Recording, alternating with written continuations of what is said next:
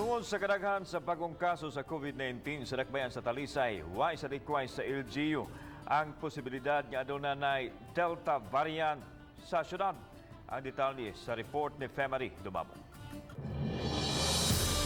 82 ka mga bagong kaso ang nadugang niadtong Sabado, Agosto 7.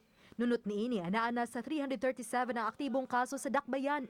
Mato ni Mayor Samsam Gulyas nga sagad niining dugang mga kaso anaa lang sa usa ka banay nagkatakod na. Sama na lang sa usa ka pamilya sa barangay Dumlug, diin apil sa nataptan ang 5 ka bulan pa lang nga bata. Apil sa nagpositibo sa COVID-19 ang 15 anyos nga dalagita, ug laing duha ka mga hamtong.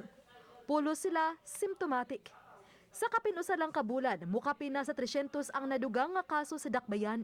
We assume the worst.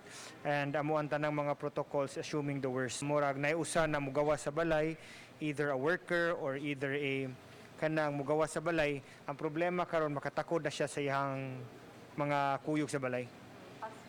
Paspas yung transmission. Sagad sa mga nagpositibo ang naka-home quarantine lang. Subsob ang gihimong contact tracing sa kapulisan ba ng mga BHERTS. Ang amo lang yung hangyo, no?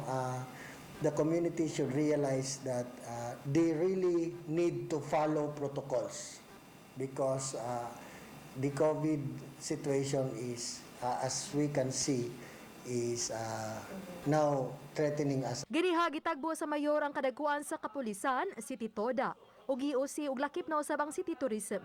Usa sa tinguha nga mapugngan ang panagtapok diha sa mga public beach resorts sa syudad. Mo spot check na may more weekly sa ato ang mga private and public beaches, and then mga itagtabang sa atong barangay mo enforce ta sa minimum safety protocols. We're looking at a step-down facility kanang sa hospital na murag para mahawan-hawan sa gamay ang hospital na di na sila okay na sila from hospital care. Manilang balay dili suitable for home quarantine. Nangita ta mga TTMF na pwede ato sila mabutang. Uba ni Jun Solon. Ako si Femari Dumabok. Balitang Bisdak.